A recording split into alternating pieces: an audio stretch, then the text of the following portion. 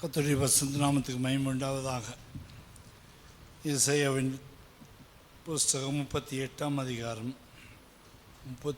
அதிகாரத்திலே 5ஆம் வசனத்தை வாசிப்போம். நீ போய் எசேக்கியாவை நோக்கி, உன் தகப்பனாகிய தாவீதின் தேவனாய் இருக்கிற கர்த்தர் சொல்லுகிறது என்னவென்றால், உன் விண்ணப்பத்தை கேட்டேன், உன் கண்ணீரை கண்டேன். இதோ உன் நாட்களோடு 15 வருஷத்தை கூட்டுவேன் என்று சொன்னார். கர்த்தருடைய பரிசுத்த நாமத்துக்கு மகிமை உண்டாவதாக. இந்த காரியம் எசேக்கியா ராஜாவை பற்றி சொல்லப்பட்டதான வார்த்தை. இந்த எசேக்கியா ராஜாவுடைய நாட்களில் அவன் கர்த்தருக்கு உண்மையாக வாழ்ந்தவன், அநேக சீர்திருத்தங்களை செய்தவன். மேடைகளை அகற்றினான், விக்கிரக தோப்புகளை அகற்றினான், தேசத்தில் விக்கிர ஆராதனை இல்லாதபடிக்கு செய்தான். அஞ்சனை பார்க்குற ஸ்திரீகளை தேசத்தை விட்டு குறி சொல்லுகிறவர்களையும் மந்திரவாதிகளையும் தேசத்தை விட்டு துரத்தி தேசத்தை சுத்தமாக்கினான். ஜனங்களை பரிசுத்தப்படுத்தினான். ஆலயத்திலே பலிபீடங்களை செப்பனிட்டு வைத்தான். நல்ல பலிகளையும் காணிக்கைகளையும் செலுத்துவதற்கு நல்ல காரியங்களை செய்தான். எசேக்கியா ராஜா கர்த்தருடைய பார்வையிலே செம்மையானதை செய்தான். இப்படிப்பட்டவனாக இருக்கிற இந்த எசேக்கியா ராஜாவுடைய நாட்களில் அவனுடைய வீட்டை சரி பண்ணலை, தேசத்தையெல்லாம் சரி பண்ணதுனால தேவன் எசேக்கியா ராஜாவுடைய வீட்டுக்கு ஒரு தீர்க்கதரிசியை அனுப்புகிறார். அவனுடைய பேர் ஏசாயா. ஏசாயாவே அதை எழுதுகிறான். ஏசாயாவே தான் சொன்ன தீர்க்கதரிசனத்தை எழுதுகிறான். 1ஆம் வசனம் வாசிக்கும்போது, அந்நாட்களில் எசேக்கியா வியாதிப்பட்டு மரணத்துக்கு ஏதுவாக இருந்தான். அப்போது ஆமோஸின் குமாரனாகிய ஏசாயா என்னும் தீர்க்கதரிசி அவனிடத்தில் வந்து அவனை நோக்கி, நீ உமது வீட்டுக்காரத்தை ஒழுங்குபடுத்தும், நீ பிழைக்க மாட்டீர், மரித்து போவீர் என்று கர்த்தர் சொல்லுகிறார். எவ்வளோ ஒரு ராஜாவை பார்த்து ஒரு சாதாரண சிம்பிளாக ஒரு சாதாரண வேட்டி கட்டிட்டு சிம்பிளாக நடக்கிற ஒரு சாதாரண தீர்க்கதரிசி நல்ல ராஜகம்பீரமாக வாழுகிற ராஜாவுடைய அரண்மனையில் போயிட்டு, நீ படிக்க மாட்ட, நீ மரித்து போவ, உங்கள் வீட்டுக்காரத்தை ஒழுங்குபடுத்திட்டு ஒரு ராஜாவுக்கு சொல்லணுன்றது எவ்வளோ பயங்கரமான ஒரு காரியம். ராஜாவுடைய கோபத்துக்கு முன்னாடி யாரும் நிற்க முடியாது. ராஜா மிரண்டு எழும்புவானா எதிர நிற்கிற மனுஷன் பஸ்பம் ஆகிடுவான். ராஜாவுடைய உக்கரகத்துக்கு முன்னாடி யாரும் நிற்க முடியாது. அவன் வெட்டவும் அதிகாரம் உண்டு, கொல்லவும் அதிகாரம் உண்டு, ஒரு மனுஷனை தான் வீட்டை விட்டு வெளியே அடித்து விரட்டவும் அதிகாரம் உண்டு. அப்படிப்பட்ட எசேக்கியா ராஜா செத்துருவேன்னு திருக்க சொன்னதுக்கு அவன் ஒன்றும் பேசலை. காரணம் என்னென்னா, அவன்கிட்ட முரட்ட சுவாபம் இல்லை. எத்தனையோ ராஜாக்கள் இருந்தாங்க. ரெகொபெயாம்கிட்ட போய் பேசியிருந்தா முடிச்சிட்ருப்பான், யெரொபெயாம்கிட்ட போய் பேசியிருந்தா முடிச்சிட்ருப்பான். அது எசேக்கியா ஒரு தேவனுடைய சத்தத்துக்கு பயப்படுகிறவன், தெய்வத்துக்கு பயந்தவன். ஆகினால் என்ன செய்கிறான் பாருங்கள். எசேக்கியா தன் முகத்தை சுவர்புறமாக திருப்பி கொண்டு கர்த்தரை நோக்கி என்ன செய்கிறான், கர்த்தாவே, நான் உமக்கு முன்பாக உண்மையாக இருந்தேன். முதலாவது அவனுடைய வாழ்க்கையில் ஒரு உண்மை இருந்துச்சு. இல்லாட்ட வெளியில் கூட ஓப்பனாக பார்த்தா அவனுடைய வாழ்க்கையில் உண்மை இருந்துச்சு, யதார்த்தம். அவனுடைய யதார்த்தமான வாழ்க்கை, பேச்சில் யதார்த்தம், சிந்தையில் யதார்த்தம், நடக்கையில் ஒரு யதார்த்தம். அந்த இருந்ததுனால தேவனுக்கு முன்னாடி தைரியமாக சொல்கிறோம், உமக்கு முன்பாக உண்மை. அப்புறம் மனதில் கூட யாருக்கு தீமை நினைக்கல, மனதில் கூட ஒருத்தருக்கும் துரோகம் நினைக்கல, மனதில் கூட யாரையும் கொள்ளணும்னு ஆசைப்படலை, மனதில் கூட நன்மை தான் நினச்சான். அதனால் மனதில் கூட எண்ணத்தில் கூட உத்தமமாக இருந்தேன் என்று சொல்லுகிறான். 3வது, உமது பார்வைக்கு என்னுடைய கிரியைகள், என் கொடுக்கல் வாங்கல், என்னுடைய தனிப்பட்ட வாழ்க்கை, 10 கட்டளைகள், அதில் ஒன்றுத்தில் மீறுதல் செய்யலை, நடக்கையில், என்னுடைய எண்ணங்களில் எல்லாத்துலேயும் கரெக்டாக சொல்கிறான். மன உண்மை, உண்மையாக இருந்தேன், மன உத்தமமாக இருந்தேன், என் நடக்கையில் சரியாக இருந்தேன். இதெல்லாம் பொய் கிடையாது. தேவன் அதை கண்டார். பரிசேயன் சொல்கிறது வேற, இவன் சொல்லுகிறது தாழ்மையோடு சொல்லுகிறான்.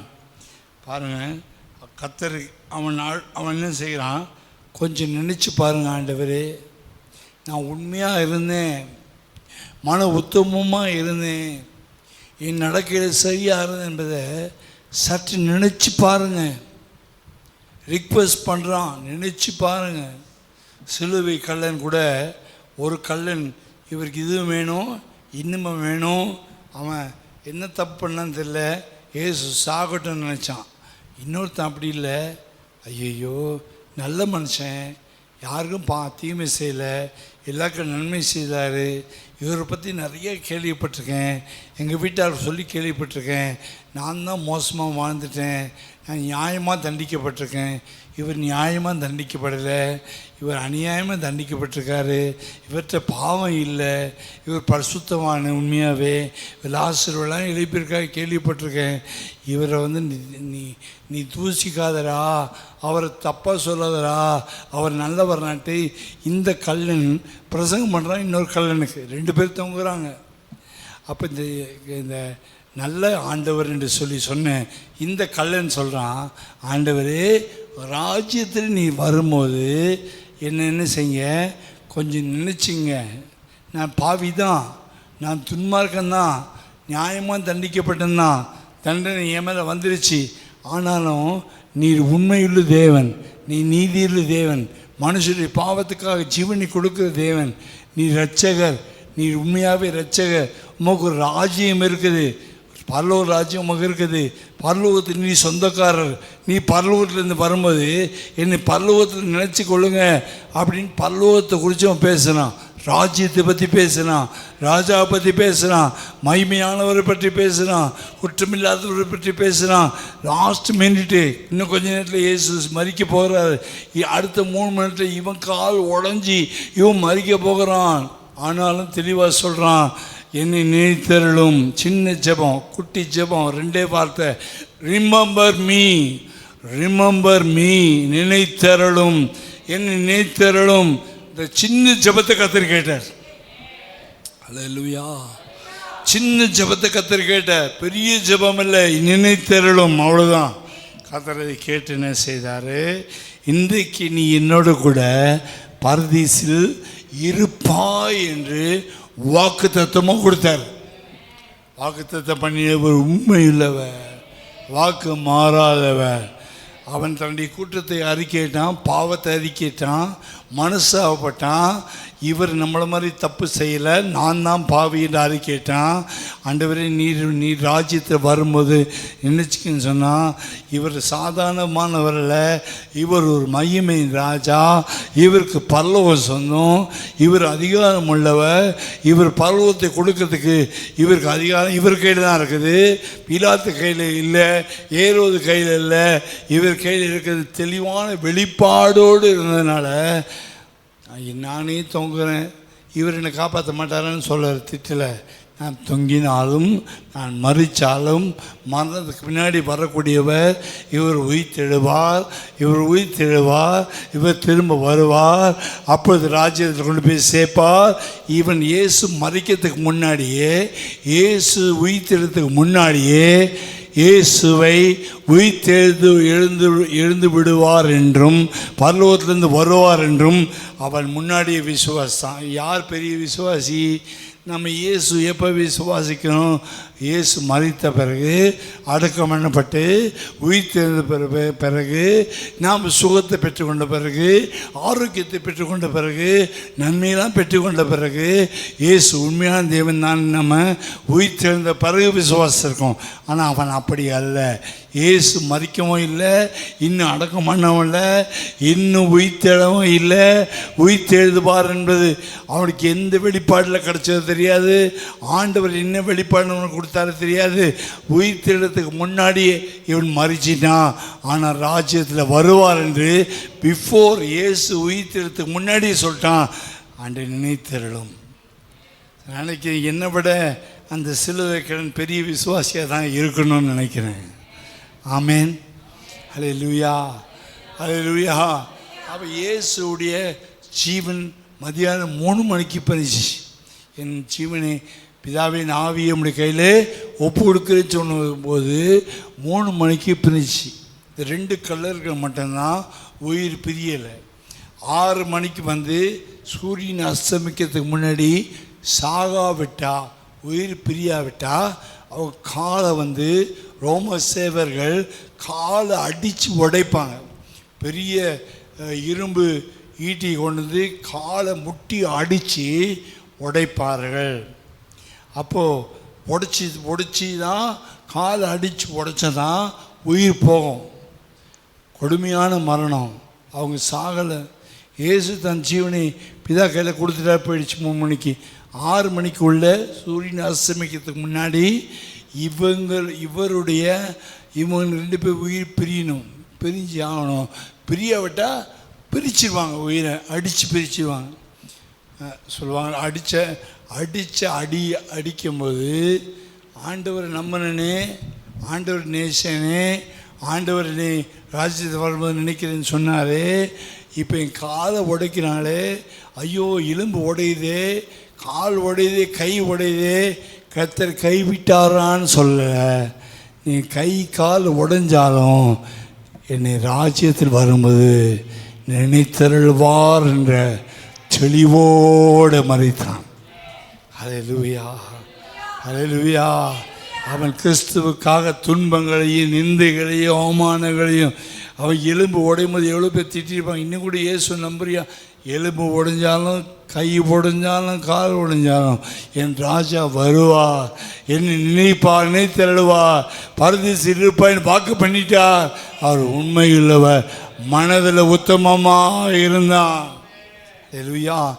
எலும்பு உடைக்கும் போது மனதில் அவிசுவாசம் வரல, சிந்தையில் அவிசுவாசம் வரல, பேச்சில் அவிசுவாசம் வரல. மன உத்தமமாக இருந்தான், உண்மையாக இருந்தான். கர்த்தரை பாதைக்கு செம்மையானது செய்தான். கர்த்தரை தூசிக்கலை, கர்த்தரை திட்டலை. அவன் உயிர் பிரியும் போது அவன் பரதீசுக்கு போயிட்டான். ஹல்லேலூயா, ஹல்லேலூயா. இது 3 காரியம் இந்த எசேக்கியா ராஜாக்குள்ளே இருந்துச்சு. அவன் ஜெபிக்கிறான், ஆண்டவரே இந்த தீர்க்கதரிசி வந்து நீ மறைச்சிருவேன்னு சொல்லிட்டான், வீட்டுக்காரத்தை ஒழுங்குபடுத்துன்னு சொல்லிட்டான், பிடிக்க மாட்டேன்னு சொல்லிட்டான். இப்போது தீர்க்கதரிசி திட்ட முடியாது, வந்த ஊழியக்காரனை திட்ட முடியாது, திட்டக்கூடாது. கர்த்தருடைய அபிஷேகம் அவன் தலைமையில் இருக்குது. ஆகினால் சுவர் பக்கமாக திரும்பி மனசு உடைஞ்சு போய் சாவு துக்கம் வந்து சாவு துக்கம் நிறைந்தவனாக ஆண்டுட்டு அழுகுறான், மிகவும் அழுதான். 3ஆம் வசனத்தில் கடைசியில் விண்ணப்பம் பண்ணி எசேக்கியா மிகவும் அழுதான். அப்போது ஏசாயாவுக்கு உண்டான கர்த்தருடைய வார்த்தையாவது, கொஞ்சம் தூரம் வீடை தாண்டி, வாசல் தாண்டி, கேடு தாண்டி ஏசாயா போய் கொண்டிருக்கிறான். அந்த தீர்க்கதரிசி திரும்ப வருகிறான். இன்றைக்கி நம்ம நாட்கள் அப்படி யாராவது ஒரு வீட்டில் வந்து நீ சாவ போகிற, வீட்டுக்காரத்தை ஒழுங்குபடுத்து, நீ பிழைக்க மாட்டாய் என்று தீர்க்கதரிசி சொன்னால் அவனுக்கு என்ன நடக்கும்ன்றதை கொஞ்சம் யோசித்து பார்ப்போம். ஆமீன். யாரும் உண்மையான தீர்க்கதரிசனம் சொல்லிட்டாங்கன்னா நீ பிழைக்க மாட்டப்பா, நீ செத்துருவப்பா, வீட்டுக்குள்ளே வந்து ஜெபம் பண்ணுறேன்னு சொல்லிட்டு இப்படி தீர்க்கதரிசனம் சொன்னா அவன் கதை என்ன ஆகிருக்குன்றதை கொஞ்சம் கற்பனை பண்ணி பார்த்துக்கிடுங்க. ஆமீன். ஹல்லேலூயா. அவனை ரோட்டில் நடக்க விடுவாங்களா? முதல்ல அவன் உயிரோடு விடுவாங்களா? அந்த தீர்க்கதரிசனை அடித்து தோற்றி அடித்து கொலை பண்ணிவிடுவாங்க. ஏன்னா செத்துடுவான்னு சொல்கிறதுக்கு என்ன தீர்க்கதரிசி தேவையா? ஆண்டவர் சாகிறதுக்கு தீர்க்கதரிசி சாவேன்னு சொல்கிறதுக்கு தீர்க்கதரிசி அனுப்புவார், நீ பிழைக்க மாட்டேன்னு சொல்கிறதுக்கு தீர்க்கதரிசி அனுப்புவார்.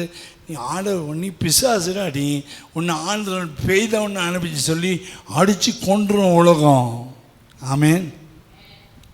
நான் சொல்கிறது உண்மை தானே? ஆனால் இவன் சொல்கிறான், அவனுக்கு தெரிஞ்சிச்சு, எசேக்கியா ராஜாவுக்கு தெரிஞ்சிச்சு, இவன் கர்த்தரால் அனுப்பப்பட்ட தீர்க்கதரிசி, அவனை ஒன்றும் செய்யக்கூடாதுன்னு சொல்லி அவன் மேலே பற்றி எறியாமல் சுவர் பக்கமாக திரும்பி அவன் அழுது அழுது அழுது தன்னுடைய 3 காரியம் சொன்னான். அப்போ கர்த்தர் என்ன செய்கிறார், ஏசாயாவை திருப்பி வீட்டுக்கு அனுப்பி, நீ போய் எசேக்கியாவை நோக்கி, உன் தகப்பனாகிய தாவீதின் தேவனாய் இருக்கிற கர்த்தர் சொல்லுகிறதா என்னவென்றால், உன் விண்ணப்பத்தை கேட்டேன், உன் கண்ணீரை கண்டேன்,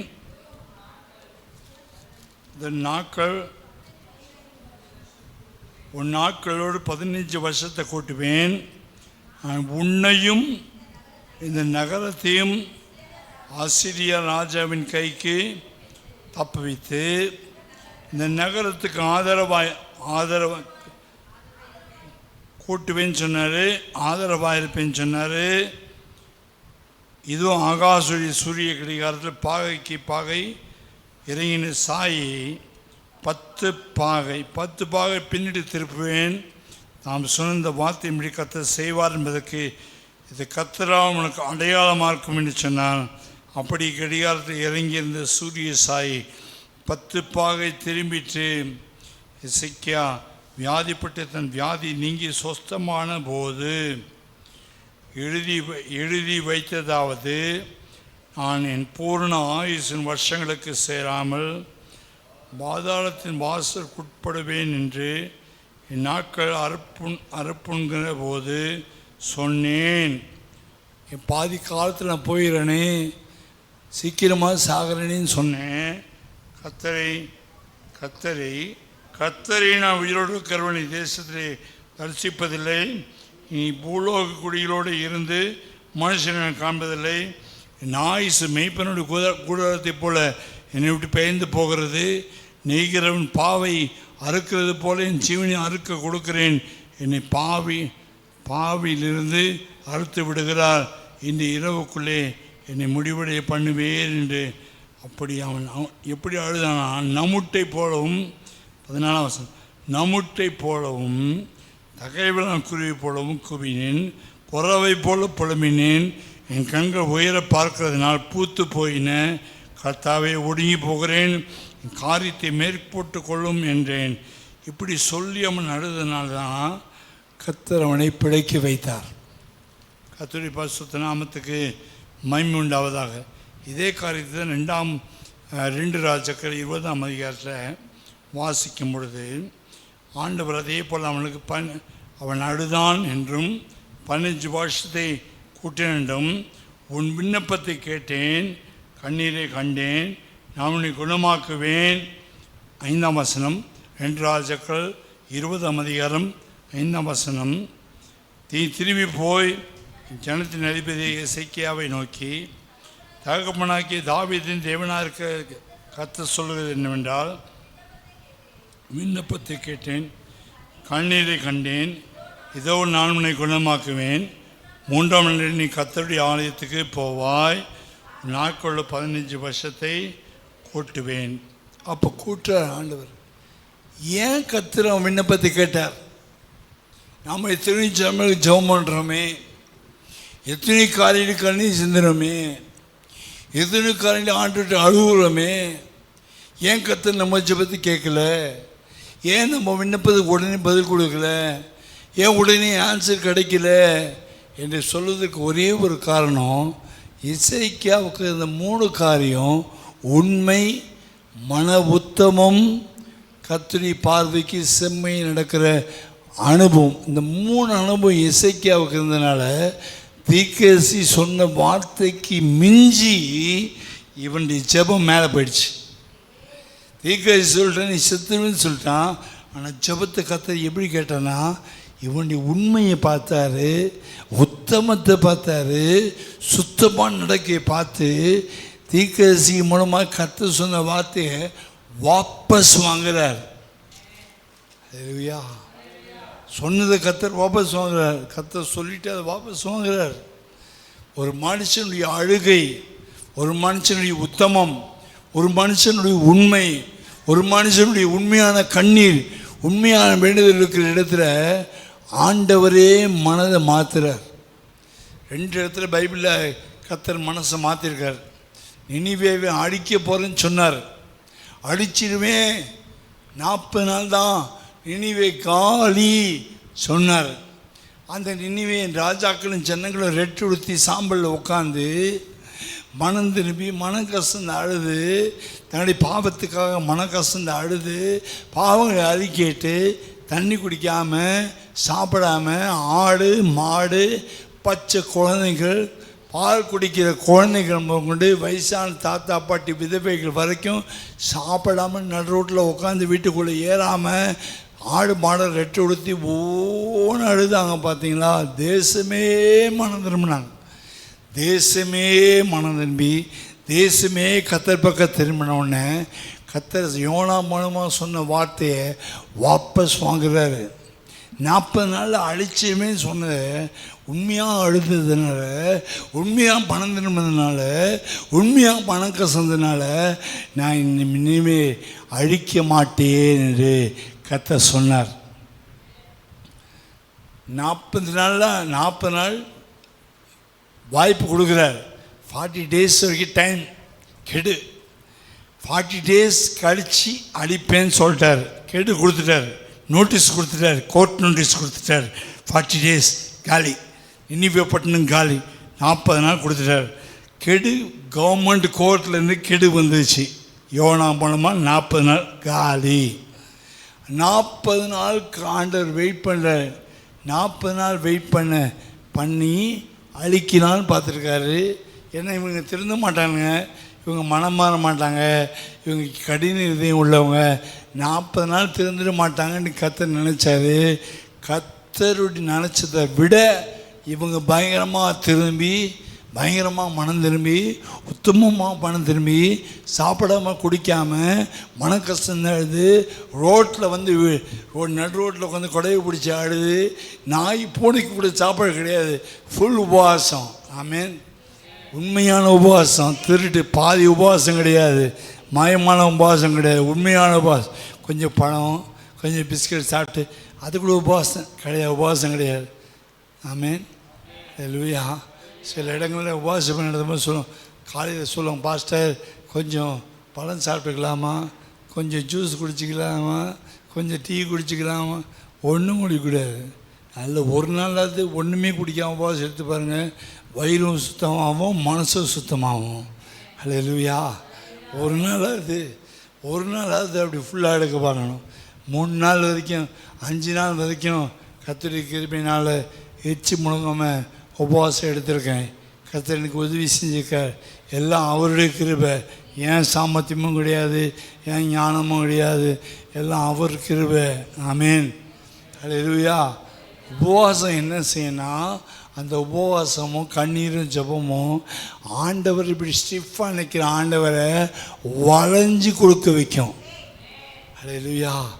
40 daysல காலி பண்ணிட்டு நோட்டீஸ் கொடுத்துட்டாரு. கவர்மெண்ட் பரலோகத்தில் நோட்டீஸ் வந்துச்சு, 40 days காலி எடு நினைவுன்ட்டு. ஆனால் இவங்க போட்ட ஜெபம் அந்த பூனை நாய் கூட இருக்கு பாருங்க. பூனை நாய் மிருகம் முதற்கொண்டு ராஜா முதற்கொண்டு ரெட்டெடுத்து சாம்பல் உட்காந்து அழுகையில் ஆண்டவர் 40 நாள் வரைக்கும் வெயிட் பண்ண வேண்டிய அவசியம் இல்லை. ஒரு 3 நாள் சபை உபவாசம் போட்டுச்சுன்னா, 3 நாள் நான் உபவாசம் போட்டால் 40 நாள் டைம் கொடுத்த ஆண்டவருக்கு 40 நாள் வரைக்கும் நம்ம வெயிட் பண்ணக்கூடாது. ஆமேன். ஆண்டவர் 40 இந்த வருஷம் முடித்து 40 நாளுக்கு பார்த்துக்கலாம் அப்படி வெயிட் பண்ணக்கூடாது. அதுக்கு முன்னாடியே அவர் நம்ம போடுறது அவருக்கு வந்துடணும். ஆமேன். இரக்கமுள்ள தேவன், கிருபையுள்ள தேவன், தயவுள்ள தேவன், அன்புள்ள தேவன். போடுற அப்பான்னு காலில் போய் விழுந்து கத்தர் அவருக்கு வந்துடணும். ஆண்டவரை கவுத்தவங்க யார் தெரியுமா? நினிவே பட்டணத்தார். 40 நாள் அடிக்கிறேன்னு சொன்னதை 3 நாளில் கத்தர் வாபஸ் வாங்கிட்டு அடிக்க மாட்டேன், போச்சு போங்க, பி ஹாப்பி, என்ஜாய். அப்போ ஆண்டவர் நம்மளை பார்த்து எப்போ சந்தோஷப்படுறேன்னா, அழிக்கிறேன்னு சொல்கிறதுக்கான, அழிக்கிறதுக்காக அல்ல, அழிப்பேன் கத்த சொல்கிறதுக்கு, நம்மளை அழிக்கிறதுக்காக இல்லை. அது ஆண்டவர் ஒரு நாடகம் விளையாடுற. அழிப்பேன்னு சொன்னால் நமக்கு என்ன ஆகும்? தேவ பயம் வரும். அப்போ என்ன செய்வோம்? கத்தர் காலில் போய் என்ன செய்வோம்? கண்டிப்பாக விழுவோம். 40 நாள் 10 ஏறி இஞ்சிரும், பட்டாசு வெடிக்கும். டைம் பாம் வந்து 40 நாள். 40வது நாள் வெடிக்கிறதுக்கு முன்னாடி டைம் பாம் வெடிக்க போது அதுக்கு டைம் 240 மணி நேரத்தில் வெடிக்க திரி கொளுத்தியாச்சு. திரி பற்றிட்டு வந்துட்டே இருக்கு. 1 நாள் 2 நாள் 3 நாள் 40 நாள் பிடிச்ச நினைவு காலி. அந்த 40 நாள் வெடிக்கிறதுக்கு முன்னாடி அதை ஃப்யூஸ் பிடுங்கணும். எந்த ஃப்யூஸு? தீ பற்றிட்டு போதில்ல, 40 நாள் வெடிக்கிறதுக்கு முன்னாடி ஃப்யூஸ் பிடுங்கணும். ஃப்யூஸ் பிடுங்கணும். நமக்கு வச்சதான கெடு, நமக்கு ஆண்டவர் வச்ச தண்டனை கூட ஃப்யூஸ் பிடுங்கணுன்னா ஒரே வழி தான், ஒரே வழி தான், ஒரே வழி தான், உபவாசம். இல்லையா? உபவாசம் என்ன செய்யணும்? வரக்கூடிய தண்டனையை ஆஃப் பண்ணும், கட் பண்ணும், டிஃப்யூஸ் பண்ணும். ஆமென். பற்றிக்கிட்டே திரும்பி வந்து 3 நாள், 1 நாள் 2 நாள் 3 நாள் அதுக்குள்ளேயும் போடுற உபவாசம் போட்டு போட்டு போட்டு போட்டு போட்டு போட்டதில் கொடுத்துன்னு திரியானது 3 நாள் முடியும் போது டப்புன்னு ஆஃப் ஆயிடுச்சு. ஆஃப் ஆன பிறகு 40 நாள் பட்டாசு வெடிக்குமா? வெடிக்காது. ஆஃப் பண்ணது எது? ஜனங்களுடைய கண்ணீரும் ஜனங்களுடைய வேண்டுதலையும் ஜனங்களுடைய மனசாபமும் ஜனங்களுடைய விண்ணப்பமும் இந்த கெடு, இந்த வைக்கப்பட்ட வெடிகுண்டு வெடிக்காதபடிக்கு 3 நாள் ஆஃப் பண்ணது நினிவே பட்டணத்தாருடைய ரெக்கார்டு. ஆமென். உலகத்தில் இவ்வளோ ரெக்கார்டு இருக்கலாம், ஆனால் தேவன் சொன்னது அவ்வளோ ஈஸியாக வாபஸ் வாங்க மாட்டார். தேவனே வாபஸ் வாங்கக்கூடிய வைக்கிறது என்னென்னா ஆண்டவருடைய குதிங்காலை பிடிக்கிறது தான். ஹல்லேலூயா. எசேக்கியா பாருங்க, ஆண்டவருடைய குதிங்காலை பிடிச்ச உடனே என்ன செய்தார் பாருங்க, எவ்வளோ அற்புதமாக கிரியை செய்து அந்த சாயை 10 பாகை பின்னாடி போக அந்த கெடிகார முள்ளை 10 பாகை பின்னிட்டு போச்சு. இப்போ தான் 12 மணி நேரம் பார்க்குறோம். 12 மணி நேரம் 12 மணி நேரம். அப்போ அப்படி அல்ல. அந்த காலத்தில் கெடிகாரம் 10 லைன், 12 லைனுக்கு பார்த்தா 10 பாகை, நைட்டு 10 பாகை, பகலில் 10 பாகை அந்த காலத்தில் இருந்தது. அந்த சூரியன் அஸ்தமிக்கும் போது பாகை மறைஞ்சிடும். அந்த நிழல் பட்டு தான் ஒரு ராடு குறுக்க வச்சுருப்பாங்க. ஒரு ரவுண்டில் 10 வரைஞ்சிருப்பாங்க. சூரியன் புரட்டும் போது 6 7 8 அப்படி வந்துகிட்டே இருக்கும். அப்படி வரும்போது அது நிழல் இப்படி வர வேண்டிய நிழலானது இப்படி திரும்பி போக சொல்லப்போனால் சூரியன் ஆப்போசிட்டில் ஓட பண்ணார் கர்த்தர். ஆமென். ஹல்லேலூயா. இவனுடைய ஆயுசு காலத்தை கர்த்தர் பின்னாடி திருப்புறார். நாம் இழந்து போன சுகத்தை கர்த்தர் திருப்பி கொண்டு வரார். 15 வருஷத்துக்கு முன்னாடி என்ன சுகம் இருந்துச்சோ, 15 வருஷத்துக்கு முன்னாடி என்ன பலன் இருந்துச்சோ, 15 வருஷத்துக்கு முன்னாடி என்ன ஒரு வேகம் நமக்கு இருந்துச்சோ, நரம்புகள் எலும்புகள் தசைகள் நமக்கு எப்படி இருந்துச்சோ, 15 வருஷத்துக்கு முன்னாடி வேகமாக ஓடி சாடின மாதிரி எப்படி இருந்தோமோ அவைகளை திரும்ப கர்த்தர் கொடுக்கணும்னா தேவனுடைய சமூகத்தில் கண்ணீரோடு எசேக்கியா ராஜா அழுது போல் அழுவோமானா தேவன் 15 வருஷத்தை கூட்டும் போது 15 வருஷத்துக்கு முன்னாடி நம்முடைய பருவத்தை கர்த்தர் மாற்றி விடுகிறார். ஹல்லேலூயா. ஹல்லேலூயா. 15 வருஷம் கூட்டணும்னா 15 வருஷம் ஸ்ட்ரென்த்து கூடணும் இல்லையா? 15 வருஷம் கூட்டணும்னா 15 வருஷம் ஸ்ட்ரென்த்து கூடணும். இப்போ 50 வயசு இருக்கிறவனுடைய ஸ்ட்ரென்த்தை ஆண்டவர் 15 வருஷம் கூட்டணும்னா அவனை எங்கே கொண்டு போனோம்? கர்த்தர் 35 வயசு கொண்டு போனோம். ஆமென். நீங்கள் வச்சுருக்க ரேஷன் கார்டு ஆதார் கார்டு அதில் மாறாதடி ஏஜ். ஆனால் 15 வருஷம் கூட்டும் போது என்ன ஆகுனா உடனே மறுபடியும் 35 வயசுக்கு கொண்டு போனோம்.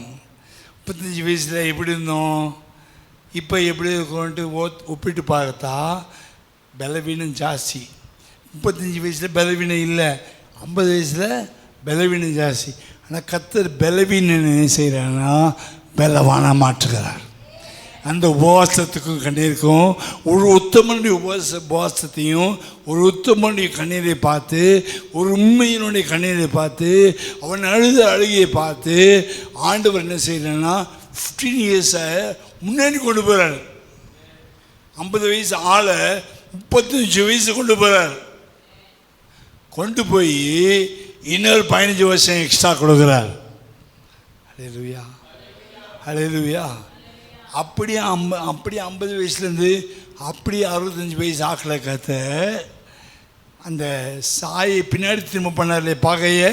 அவருடைய அர்த்தம் என்னென்னா, முன்னிருந்தது போல 15 வருஷம் முன்னாடி இருந்த அதே பலன், அதே கிருபை, அதே சந்தோஷம், அதே சமாதானம், அதே விடுதலை, அதே ஆரோக்கியத்தை நம்முடைய ஆயுஷ் காலத்துக்கு கத்தர் கூட்டும் போது அதை நம்ம திருப்பி கொண்டு போய் முன்னிலைமைக்கு கொண்டு போய் நம்ம கூட்டி கொடுக்குறார். ஹல்லேலூயா, ஹல்லேலூயா. கத்தர் நம்மை ஆசீர்வதிப்பாராக. இப்போ அங்கே போய் அந்த இடத்துல பார்த்தபோது ஏசாயா தீர்க்கதரிசி வந்து அவன்கிட்ட சொல்ல கூட்டுக்கிறேன்னு சொன்னால் அடையாளத்தை கத்தர் காண்பித்தார். இப்போ இன்னொரு அடையாளத்தையும் சொல்கிறார். 7ஆம் வசனம் 27 2 ராஜாக்கு 20ஆம் அதிகாரம் 7ஆம் வசனத்தில், அத்திப்பழத்தை ஆண்டவர் எனக்கு ஆதரவாக இருப்பார் சொன்னீங்களே, அந்த ஆதரவாக இருப்பார் நீங்கள் சொன்னீங்களே, தேசத்துமே ஆதரவாக இருப்பார், 15 வருஷம் கூட்டு வர்று ஏசாயா தீர்க்கதரிசி சொன்னார். என்ன அடையாளம்? இவ்வியாதி எப்படி சுகமாகும்? இந்த வியாதி என் முதுகில் இருக்குது, ராஜப்பழவை வியாதி இருக்குது, இது ஒரு கேன்சர் கட்டி மாதிரி முதுகில் இருக்குது, இது எப்படி சுகமாகும்? ஆயுஷ் காலத்தை கூட்டுவார், ஆனால் வியாதி எப்படி சுகமாகும்? அது எப்படி சுகமாகும்னு கேட்பதுக்கு அடையாளத்தை கொடுக்குறார். என்ன அடையாளம்னு சொன்னால், ஒரு அத்திப்பழ அடையை கொண்டு வாருங்கள். அதை கொண்டு வந்து பிளவை மேல் போட்டபோது அவன் பிழைத்தான். அடுத்த வருஷம் வாசிங்க. ஏசாயாவை நோக்கி,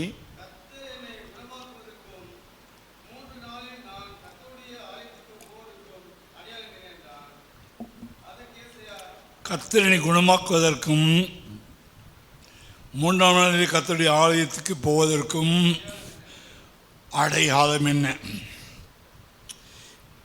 15 வருஷத்தை கூட்டத்துக்கு 10 பாகை பின்னாடி திரும்பி விட்டு போது பண்ணுறாரு. ராஜப்படவை சுகமாக்கணும்னா அத்திப்பழ அணையை கொண்டு சொல்கிறார். இயேசு கிறிஸ்து பூமியில் ஊழியம் செய்யும்போது இஸ்ரவேல் தேசத்தில் நடந்து கொண்டு போகும்போது ஒரு அத்தி மரத்தை அண்ணாந்து பார்த்தார். அன்றைக்கி இருந்த சீஸ்டருக்கு 12 பேர் கூட நடந்து போனாங்க. அத்தி மரத்தை அண்ணாந்து பார்த்தார். பசிக்குது, எனக்கு சாப்பாடு வேணும்ட்டு பசினால் அத்தி மரத்தில் பழம் என்ன இருக்குதான்னு பார்த்தார். பார்த்தா அத்தி மரத்தில் என்ன இல்லை, பழம் ஒன்று கூட இல்லை, பழம் இல்லை. பார்த்தோன்னா அத்திப்பழத்தை, ஐயோ என் பசிக்கு உதவாத, என் பசிக்கு நான் உண்டாக்குற அத்தி மரமே, நான் உன்னை உண்டாக்கி எனக்கே நீ கனி கொடுக்கலன்ட்டு அப்படி மனசில் சபிச்சுட்டு போயிட்டார். போயிட்டு ரிட்டர்ன் வராங்க. வரும்போது பார்த்தா அத்தி மரத்தினுடைய அந்த கிளைகள் மட்டும்தான் இருக்குது, காஞ்சி போயிருக்குது. இலையெல்லாம் மொத்தம் பட்டு போச்சு. அப்படின்னா ஏற்கனவே இலை நிறைய இருந்துச்சு, பச்சை பச்சையில் இருந்துச்சு, நிறைய இலை இருக்குது, பச்சையாக இருக்குது, பச்சை பச்சைன்னு இருக்குது. ஆனால் என்ன இல்லை, கனி இல்லை. அப்போ இஸ்ரவேல் இயேசு கிறிஸ்துவை ஏற்றுக்கொள்ளுகிற ஒரு யூதன் இல்லை. இஸ்ரவேல் தேசம் தன்னுடைய ஆத்துமாவை குணப்படுத்தி கொள்வதற்கு தங்களை இடம் கொடுக்கல, ஒரு மனசாப்படலை. பரிசேயர்கள் இயேசுவை கொல்ல பார்க்குறாங்க, பிரதான ஆசிரியர் இயேசுவை கொல்ல பார்க்குறான். தேசத்தில் சமாதானம் இல்லை, தேசத்தில் நிம்மதி இல்லை. ஆண்டவர் ஒருத்தர் போய் எல்லா அற்புதங்களையும் செய்கிறார், அவர் கனி கொடுக்கிறார், பிதாவை காட்டுகிறார், அற்புதங்களை செய்கிறார். அந்த அப்பத்தை மீனை வச்சு அநேகரை போஷிக்கிறார், லாசரை எழுப்புகிறார், குஷ்ரோகியை சோமாக்குறார். இவர் ராஜ்யத்துக்கேற்ற கனி கொடுக்கிறார், ராஜ்யத்துக்கேற்ற வசனங்களை பேசுகிறார், மனது நிம்மதியை பற்றி பேசுகிறார், சுத்தமான வாழ்க்கை செய்கிறார். இவர் ஒருத்தர் தான் கனி. அத்தி மரம் யாரை காட்டுது? இஸ்ரவேல் ஜனங்களை காட்டுது. இஸ்ரவேல் ஜனங்களுடைய தேசத்தில் கனி கொடுக்கிறவன் யாருமே இல்லை. பிரதான ஆசிரியர் இருக்கான், ராஜா இருக்கிறான், 20 இருக்கிறான், எவ்வளோ ஆசாரியர் இருக்கிறாங்க, லேவியர் இருக்கிறாங்க, யூதா கோத்திரம் இருக்குது, லேவி கோத்திரம் இருக்குது. ஒருவனாகிலும் வேத வசனத்தின்படி நடக்கிறவன் இல்லை, மன உத்தமம் இல்லை, உண்மை உள்ளவன் இல்லை, தேவனுக்கு செம்மையானவன் இல்லை.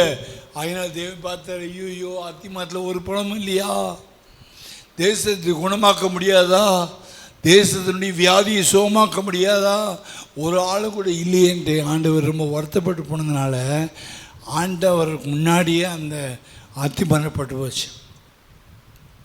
உண்மையாகவே அத்திமரம் பட்டு போச்சு. ஆண்டவராக இயேசு கிறிஸ்து தான் ஒரே ஒருத்தர் தான். அந்த அத்திமரத்தில் இருக்கிற கனி யாருன்னா இயேசு கிறிஸ்து. ஆமென் ஆமென். அவரை கூட கனி கொடுக்கறத பார்த்தோன்னா பொறாமப்பட்டாங்களே தவிர, பரபாஸ் தான் வேணும்னு சொன்னாங்க, இயேசுவை அடிக்கணும்னு சொன்னாங்க. பரபாஸ் யார்? கொள்ளை கூட்ட கும்பல் தலைவன். இயேசு யார்? கனி கொடுக்கிறவர். ஒரே ஒரு கனி, அத்திமரத்தில் இருந்த ஒரே ஒரு கனி யார்? இயேசு. இயேசு ஒரே ஒரு கனி. அந்த ஒரு கனி யார் அனுப்பின கனி? அது பிதா அனுப்பின கனி.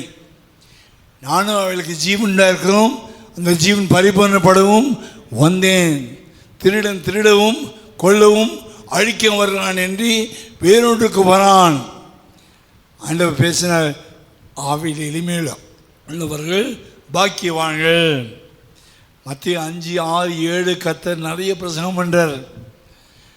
ஆமென் அல்லேலூயா. அவ்வளோ பிரசங்கம் பண்ணுறாரு, அவ்வளோ அற்புதம் செய்கிறாரு. ஒருத்தராவது இயேசு கிறிஸ்துவை தேவகுமாரன் ஏற்றுக்கொள்ளாதபடிக்கு அவரை நிராகரிக்கிறாங்க. கடைசியில் மனசு உடைஞ்சு போய், ஏன் அத்திமரம் நல்லா பெருசாக பச்சை பச்சைன்னு இருக்குது, இஸ்ரவேல் தேசம் நல்லா பால் தேனை குடிச்சு ஜம்முன்னு இருக்குது, ஆனால் ஒருத்தருக்குள்ளே இரக்கமோ நீதியோ சாந்தமோ தயவோ ஒன்றுமே இல்லையே, பல்லவத்துக்குரிய கனி இல்லையே, மனம் திரும்புதல் கேட்ட கனி இல்லையே, நீதி கேட்ட கனிகள் இல்லையே, சமாதானமான கனி இல்லையேன்ட்டு அந்த வருத்தத்தினால்தான் அத்தி மரத்தை பார்த்துட்டு மனசுக்குள்ளே சமைச்சு விட்டார். இந்த அத்தி மரம் எப்படி கனி இல்லாமல் இருக்குதோ இஸ்ரவேல் இப்படி தான் இருக்கிறாங்க. அப்போ ஆண்டவராகிய இயேசு கிறிஸ்துவை பிதா என்ன செய்யணும்? கனி கொடுக்குற ஜனங்களாக மாற்றணும்னா மக்களுடைய பாவத்தெல்லாம் அவர் மேல் பிதா வச்சு அவரை நசுக்கணும். அல்லேலூயா அல்லேலூயா. இயேசு கிறிஸ்து எல்லாருடைய பாவத்தை சுமக்கும்படியாக 30வது வயசில் அவர் யோவான் ஸ்நானம் கிட்ட போகணும். யோவான் ஸ்நானம் கிட்ட போகும்போது யோவான் ஸ்நானம் ரொம்ப தெளிவாக சொல்கிறான். மத்தேயு 3ஆம் அதிகாரத்தில் யோவான் ஸ்நானம் ரொம்ப தெளிவாக சொல்ல பாருங்க. இந்த இயேசுவை பார்த்த உடனே தெளிவாக சொல்கிறான். இவரை பற்றி, இவர் யாருன்னா, இவர் அக்கினியால் அபிஷேகம் பண்ணுறவர்.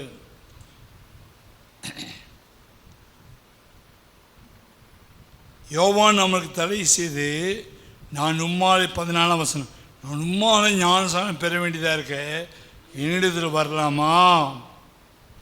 அதுக்கு முன்னாடி 12ஆம் வசனம்ன்றது இயேசு கிறிஸ்து அங்கே தூற்றுக்கூட அவர் கையில் இருக்கிறது, தமது காலத்தை நின்றாய் விளக்கி தமது கோதுமையை களஞ்சித்து சேர்ப்பார், பதறியோ அவியாத அக்கினால் சுட்டரிப்பார். இது பேசிகிட்டே இருக்கும்போது ஏசுங்க வர்றார். இன்னும் கொஞ்சம் முன்னாடி இருந்து வாசிப்போம். 8ஆம் வசனம், மனம் திரும்புவதற்கு ஏற்ற கனிகளை கொடுங்கள், ஆபிரகாம் எங்கள் தகப்பன் எங்களை உங்களுக்குள்ளே சொல்லிக்கொள்ள நினையாதிருங்கள். தேவன் இந்த கல்லுகளினாலே ஆபிரகாம் பிள்ளைகளை உண்டு பண்ண வல்லவராக கண்டு சொல்லுவேன். யார் பேசுகிற பிரசங்கம்? இயேசு பேசுத, யோவான் சாணக பேசுகிறான். இப்பொழுது கோடரியானது மரங்களின் வேர் அருகே வச்சிருக்காங்க. கோடரி வைக்கிருக்காங்க எங்கே? மரத்துடைய வேறு பக்கத்தில். மரத்துடைய வேறு கோடரி போய் என்ன செய்யல, டச் பண்ணலை. டச் ஆச்சுன்னா போயிடும் வேறு. ஆனால் கிட்ட வச்சிருக்காரு. யார் அந்த கோடரி? கனி கொடுக்காத இஸ்ரவேல் ஜனங்களுடைய மரம் ஆகிய வேர் பக்கத்தில் இப்போ இயேசு வரப்போகிறார். இன்னும் கொஞ்ச நாள் கிட்ட கோடை வரப்போகுது. அந்த மரத்தை எப்போ ஆசீர்வதிப்பார்? தன்னை ஒப்பு கொடுத்தால் இன்னும் அதிக கனி கொடுப்பார். ஒப்பு கொடுக்காவிட்டா வேறு அருகே கோடரி வைக்க மாதிரி இயேசு மோசே அனுப்பினார், ஆபிரகாம் அனுப்பினார், யோசேப்பு அனுப்பினார், யாக்கோபு அனுப்பினார், அப்புறம் எலியாவை அனுப்பினார், எலிசாவை அனுப்பினார், தாவீதை அனுப்பினார், எல்லாரும் அனுப்பிட்டார். இப்போ கோடரி வருது. யூதா பட்டணம் ரட்சிக்கப்பட முடியாதபடிக்கு கடினமாக இருக்கிறதுனால கோடரி வருது. கோடரியானது வேரருகே வைக்கப்பட்டிருக்கு. ஆகையால் நல்ல கனி கூட அந்த மரமெல்லாம் வெட்டுண்டு அக்கினியில் போடப்படும். மனதிரும்பலுக்கென்று நான் ஜலத்தினால் உங்களுக்கு ஞானஸ்நானம் கொடுக்கிறேன். எனக்கு பின்னாடி வருகிற இன்னும் பெரிய வல்லவராக இருக்கிறார். பாதரட்சிகளை சுமக்கிறதுக்கு நான் பாத்திரம் நல்ல, பரிசுத்தாவினாலும் அக்கினினாலும் உங்களுக்கு ஞானஸ்நானம் கொடுப்பார். அப்புறம் இன்னொன்று, கோடரியும் கையில் இருக்குது. கையில் என்ன இருக்குது? தூற்றுக்கூடை இருக்குது. தூற்றுக்கூடை எதுக்கு யூஸ் பண்ணுவாங்க? நீங்கள் கோதுமையை போய் என்ன செய்வாங்க? கோதுமையும் பதனையும் பிரிப்பதற்காக தூற்றுக்கூடையை எடுத்து என்ன செய்வாங்க? அப்படி காற்று வர திசையில் இப்படியே தூற்றுவாங்க. தூற்றுனாங்கன்னா கோதுமை ஒரு இடத்துல விழுந்துடும், பதர் தனியாக பிரிஞ்சு போய் என்ன செஞ்சிடும்? விழுந்துடும். காற்றுக்கு பதர் தனியாக போயிடும். ஆனால் கோதுமை காற்றுக்கு பறந்துடாது. வெயிட் பார்ட்டிலாம் நிற்கும். ஆமீன். லைட் பார்ட்டி ஓரம் ஒதுங்கும். எப்படி அது வெயிட் பார்ட்டியாக மாறிச்சு கோதுமை? அது ஜெபம் பண்ணி வெயிட் ஏறிச்சு. கிருபை, வல்லமை, சத்தியம், ஞானம், அபிஷேகம் கனி உள்ள கொடியாக மாறினால அது வெயிட் பார்ட்டியாக மாறிச்சு. இப்போ நம்ம வெயிட் பார்ட்டியாக மாறுறதான் கோயிலுக்கு வரோம். ஆமீன். ஜெபிக்கிறோம், வேதத்தை வாசிக்கிறோம், வெயிட் பார்ட்டியாக மாறணும். அப்போ அன்னைக்கு ஆண்டவர் தூற்றும் போது துன்மார்க்கரெல்லாம் ரட்சிக்கப்படாதவங்க, இயேசு ஏற்றுக்கூடாதவங்களாம் ஓரமாக போய் விட போகிறாங்க. ஆனால் வெயிட் பார்ட்டியாக நாம் என்ன செய்வோம்? அவர் காலில் தான் விடுவோம். ஏன்னா காலில் தான் உட்காந்துருக்கோம், அவர் காலில் தான் பிடிச்சிட்டு இருக்கோம். அவர் கால் பக்கத்தில் தான் வெயிட் பார்ட்டி விடும். லைட் பார்ட்டிலாம் காற்று போகிற போக்கில், மனம் போன போக்கில் போனவங்களாம் தள்ளி போய் அங்கே விடுவாங்க. அப்போ கோதுமை என்ன செய்வாராம்? கோதுமை எடுத்து களஞ்சியத்தில் சேர்ப்ப. களஞ்சியம் என்னது? பரலோகம் தான் களஞ்சியம். கோதுமை யாரு? கனி கொடுக்கிறவன் கோதுமை. ஆமீன். பதர்னை யாரு? கர்த்தரோடு கூட இருந்து வெயிட் பார்ட்டியாக ஆகாமல், ஜெபிக்காமல், வேதத்தை வாசிக்காமல், போனால் போது இன்னும் பெரிய ஜெபம், பெரிய வசனம், இன்னும் அது இதுன்ட்டு கேர்லெஸ்ஸாக ஏனோ தானு கேர்லெஸ்ஸாக இருந்ததுனால சாவி மாறி, பதர் மாறி, தவிடு மாறி ஆயிடுச்சுன்னா அது என்ன செய்ய முடியும்? அதை தவிடை கொண்டு போய் சப்பாத்தி ஆக்க முடியுமா? நீங்கள் ஆக்க முடியுமா? சப்பாத்தி ஆக்க முடியுமா? முடியாது. அது என்ன செய்வோம்? ஒன்று மாட்டு வைக்கலாம், இல்லை கரைச்சி விடலாம், காவால் போடலாம், இல்லை எரிச்சிடலாம். ஆனால் அது ஒன்றும் சாப்பிட முடியாது. மனுஷன் கோதுமை தான் யூஸ் ஆகும். ஐ மீன், தவிடு சாப்பிட்றவங்க யாரும் இங்கே இருக்கீங்களா? தவிடு சாப்பிட்றவங்க யாரும் இருக்கீங்களா? தவிடு வாங்குவீங்களா? அது யாருக்கு தவிடு? மாட்டுக்கு தவிடு. யாரும் மாடு வளர்க்குறவங்க இல்லையே. ஸ்தோத்திரம். ஸோ பரலோகத்தில் மாடு கிடையாது. பரலோகத்தில் நீங்கள் நான் ஒவ்வொரும். அப்போ கோதுமைக்கு தான் பரலோகம். ஆனால் அக்கினிகளில் யாருக்கு? பதர் அக்கினியே போடப்படும். இதை யார் சொல்கிறது? யோவான் ஸ்நானகன் பதறியோ அவியாத அக்கினினால் சுட்டு. அப்பொழுது யோவான் ஸ்நானனால் ஞானஸ்நானம் பெறுவதற்கு இயேசு கலையா விட்டு யோர்தானுக்கு வந்தார். தடை செய்து உம்மால் ஞானஸ்நானம். அப்போ இயேசு ஞானஸ்நானம் எடுக்கணுமா? நம்ம ஞானஸ்நானம் எடுக்கணும். இயேசு ஞானஸ்நானம் எடுக்கணுமா? பாவம் செய்யல, அவருக்கு பாவம் இல்லை, அவர் பாவம் அறியாதவர், அவர் ஞானஸ்நானம் எடுக்க வேண்டிய அவசியம் இல்லை.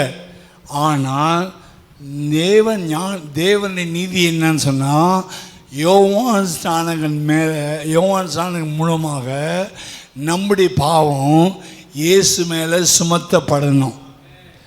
ஆமீன். சுமந்தாதான் நம்முடைய வியாதி குணமாக முடியும். வியாதியை சுமக்கணும், சாபத்தை சுமக்கணும், நோயை சுமக்கணும், பலவீனத்தை சுமக்கணும். இயேசு நம்முடைய பாவங்களை அவர் மேல் சுமக்கணும். அப்பா இயேசு யார்? யோவான் ஸ்நானகன் யார்? யோவான் ஸ்நானகன் அப்பா யார்? யோவான் ஸ்நானகன் அப்பா ஆசாரியன். சகரியா ஒரு தூபம் காட்டுகிற ஆசாரியன். அந்த ஆசாரியனுடைய ஆசாரியனுடைய பிள்ளை யார்? ஆசாரியன். அப்போ யோவான் ஸ்நானகன் யார்?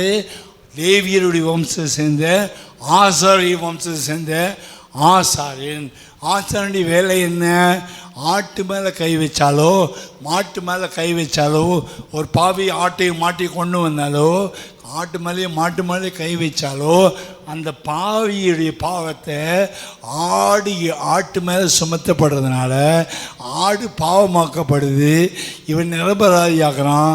இவனுக்கு பதிலாக பாவமாக்கப்பட்ட ஆடு இல்லை மாடு பலிபீடத்தில் வெட்டப்பட்டு ரத்தம் தெளிக்கப்பட்டு சிந்தி அங்கே எரிக்கப்படுறதுனால மனுஷன் நீதிமானாக்கப்பட்டான். பழைய ஏற்பாட்டு காலத்தில் அப்படி ஆடு மாடு இப்போ வரைக்கும் பலி செய்யறதுன்னா எத்தனை கோடிக்கணக்கான ஒரு ஆட்டை கூட நீங்கள் பார்க்க முடியாது. சில காடுகளில் சிங்கமே காணாமா. கீர் ஃபாரஸ்ட்டில், பஞ்சாப் குஜராத்தில் கீர் ஃபாரஸ்ட்டில் ஒரு சிங்கம் கூட காண முடியல. குறைஞ்சி போச்சு. சிங்கங்கள் எண்ணிக்கை குறைஞ்சி போச்சு. யானைகள் சுட்டு கொண்டு யானைகளுடைய எண்ணிக்கை குறைஞ்சி போச்சான். இப்போ கேரளாவுக்கு அவ்வளோ யானைகள் இல்லை. முன்னாடி கேரளா போனால் யானைகள் பார்க்க குறைஞ்சி போச்சு. காட்டு எருமைகளை சுட்டு கொண்டாங்க, குறைஞ்சி போச்சு. அதுபோல் சில ஆடுகளுடைய எண்ணிக்கை குறைஞ்சி போச்சு. நம்ம மனுஷனுடைய எண்ணிக்கை தான் இன்றைக்கி 140 கோடி வந்திருக்குது. ஆனால் மாடு ஆடெல்லாம் டெய்லி கொல்லப்படுது, சாப்பிட்றது கொல்லப்படுது. பலிபீடத்தில் கொல்லப்பட்டது லட்சக்கணக்காக கோடிக்கணக்காக கொல்லப்படுமானா இன்றைக்கி வரைக்கும் கொல்லப்பட்டதுன்னா நம்ம நாட்களில் ஒரு ஆட்டையோ ஒரு மாட்டையோ பார்த்துருக்க முடியாது. ஆயினும் ஒரு சந்ததி காலியாயிடும். மாடு சந்ததி ஆடு சந்ததிலாம் பலிபீடத்தில் எரிஞ்சு சாம்பலாகி காலியிடும். ஆனால் ஒரு சந்ததி, ஒரு மிருக சந்ததி அழிஞ்சு போகக்கூடாது, அதனால் மனுஷனுடைய பாவம் மன்னிக்கப்படாதுன்னு சொல்லி ஆண்டவர் கர்த்தராகிய இயேசு கிறிஸ்து பூமியில் அனுப்பி அத்தி மரத்தில் எங்கேயும் பழம் இல்லை, அந்த அத்தி மரத்துக்குள்ளே ஒரு பழத்தை வச்சார். அது முத்தின பழம், அது பரிசுத்தமுள்ள பழம், அது ஞான பழம். அதனால தான் இந்த கோயில்கள் சொல்லுவாங்க, அது ஞானப்பழம் எங்கே, ஞானப்பழம் எங்கே, ஞானப்பழம் இங்கே தான், அதுதான் ஞானப்பழம். இயேசு தான் ஞானப்பழம். சுற்றப்பழம் வேணுமா, சுறாப்பழம் வேணுமா, ஞானப்பழம் அந்த யாரும் ஞானப்பழம். நானே ஞானம், நானே நீதி, நானே பரிசுத்தம், நானே மீட்பு, நானே வழி, நானே சத்தியம், நானே ஜீவன் சொன்னாரே இயேசு தான் ஞானப்பழம். அல்லேலூயா, அல்லேலூயா. இந்த ஞானப்பழத்தை அனுப்பினவர் பிதா. அவர் பிதா எப்படி வந்தார்னா, குமாரன் அனுப்பும்போது மாட்டுத் தொழுவத்தில் பிறந்து ஞானமாய் ராஜாவாய் வர்ற மாதிரி வந்து மாட்டுத் தொழுவத்தில் பிறந்து ஏழையின் வடிவை எடுத்து அற்புதங்களை செய்து அடையாளங்களை செய்து ரொம்ப ஞானமாக போய் என்ன செய்கிறாருன்னா, இந்த யோவான் கிட்ட போயிட்டு ஞானசானம் எடுக்க போகிறார். அப்போ கேட்குறான், ஐயோ ஆண்டவரே, நான் தான் உங்கள்கிட்ட ஞானசானம் எடுக்கணும், நீங்கள் டேய் கம்முன்னு நான் பாவம் செய்யலை, ஒன்றும் செய்யலை. ஆனால் தேவ நீதி ஒன்று இருக்குது. அந்த தேவநிதி என்னன்னா, முழு உலகத்துடைய பாவத்தையும் என் மேலே வைக்கணும். ஆமென். யார் அந்த ஆட்டு மேலே யார் கை வைக்கணும்? ஆசாரியும் கை வைக்கணும். பழைய ஏற்பாட்டில் ஆசாரியன் தான் கை வச்சான், மற்ற மனுஷன் பாவத்துக்காக கை வச்சான். இப்போ வந்திருக்கிறது யார்? தேவ ஆட்டுக்குட்டி, இயேசு கிறிஸ்து தேவ ஆட்டுக்குட்டி. இத்தனை வருஷம் அடித்த ஆடலாம் ஒரு நிழல், இத்தனை வருஷம் அடித்த மாடலாம் ஒரு நிழல். இப்போ வந்த ஞானப்பழம் தான் உண்மையான ஆட்டுக்குட்டி. அல்லேலூயா, அல்லேலூயா. இந்த ஞானப்பழம்னு சொல்கிறாங்களே, எத்தனை பேர் தெரியாமல் சொல்கிறாங்க. ஞானப்பழத்தை தான் இன்றைக்கி பேசுகிறேன். ஆமென். அந்த ஞானப்பழம் தான் இந்த அத்திப்பழம். இந்த அத்திப்பழம் தான் ஞானப்பழம். அந்த ஞானப்பழம் தான் இயேசு அவர் மேலே ஏன் பாவம், உங்கள் பாவம், உங்கள் சாபம், ஏன் சாபம், உங்கள் அக்கிரமம், ஏன் அக்கிரமம், ஏன் பிரச்சனை, உன் பிரச்சனை, உன் வியாதி, ஏன் எல்லாத்தையும் ஞானப்படுத்த மேலே இயேசு மேலே பிதா ஏற்றுனதான் நமக்காக மறிப்பாரானா அது அந்த பரிகாரம் பண்ண முடியும். விளங்குச்சா? பாவம் இல்லாமல் போனால் பரிகாரம் பண்ண முடியாது. நம்முடைய பாவத்தை சுமந்து கொண்டு போகணும். அப்போ சுமக்கணும்னா ஒருத்தர் சுமத்தணும். அப்போ ஆட்டு மேலே யாரை கை வைக்கணும்? கடைசியாக ஒரு ஆசாரியன் யோவான் சாணகன். அந்த ஆசாரியன்னா பழையப்பட்ட ஆசாரியன் ஒரு யோவான் சாணகன். பெரிய திருக்கசியன்னா ஆசாரியன்னா இயேசு மேலே கை வச்சு ஞான சாணம் கொடுக்கணும். ஆமேன். இயேசுக்கு ஞான சாணம் அவசியம் இல்லை. ஆனால் உங்களுக்காக எனக்காக அந்த ஞான படம் ரொம்ப ஞானமாக தான் சிருஷ்டித்தவர், இவர் சிருஷ்டித்தவர், அவன் சிருஷ்டிக்கப்பட்டவன், சிருஷ்டிக்கிட்ட வந்து சிருஷ்டிக்கிறப்ப ஞான சாணுக்கணும்னா ஞான படம். அதுயா பெரியவர் சின்ன வகையில் போய் ஞான சாணுக்கணும். ஞான படம் அவன் கை வச்சுட்டு கை வச்சு ஞானஸ்நானம் கொடுத்தோடனே வானம் ஓப்பன் ஆயிடுச்சு. 3ஆம் அதிகாரம்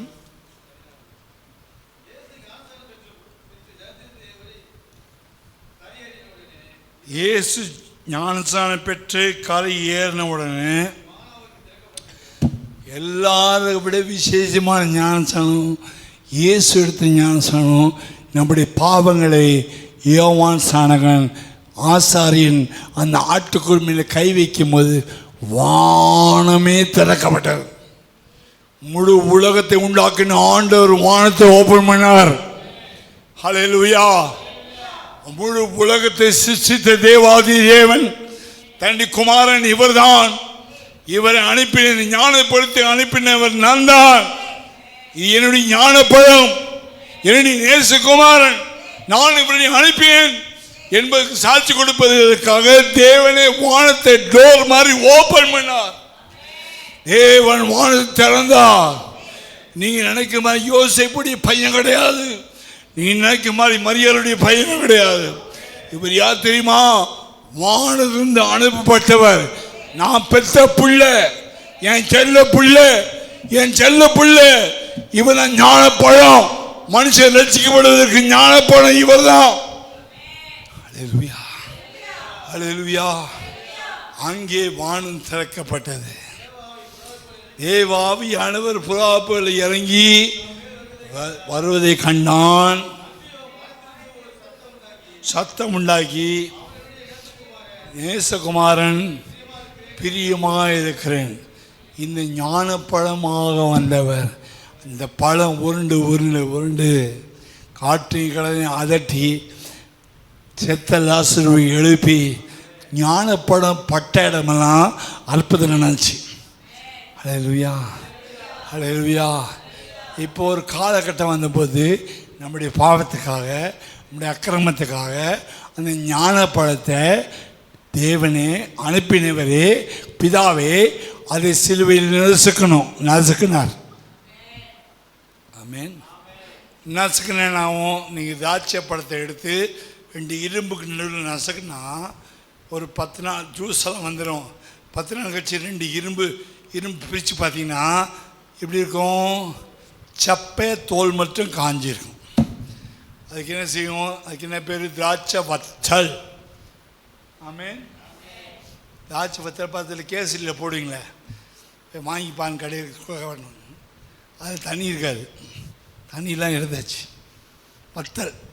அதே போல் அத்திப்பழத்தை நசுக்குன்னா என்ன ஆகும்னா அதுவும் ரவுண்டாக வத்தலாக வரும்.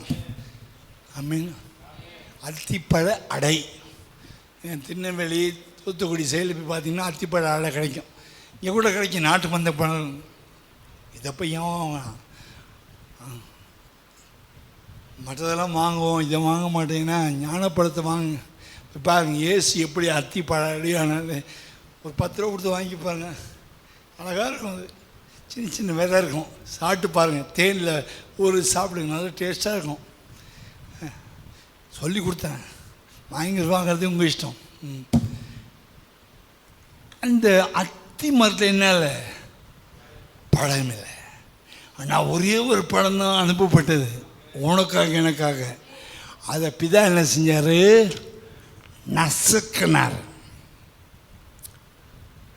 அடையா மாறிச்சு. 3ஆம் நாள் என்ன செஞ்சார், உயிரோடு எழுப்பினார். அதனால் என்ன யூஸ் நமக்கு அப்படின்னு கேட்டால் 1 பேரு 2:24 நமக்கு யூஸ். வாசிங்க 1 பேரு 2ஆம் அதிகாரம் 24 வசனம். கர்த்தர் சுத்தமாக நான் வாசிக்கிறேன். 1 பேரு 2ஆம் அதிகாரம் 24ஆம் வசனம் வாசிக்கணும். நாம்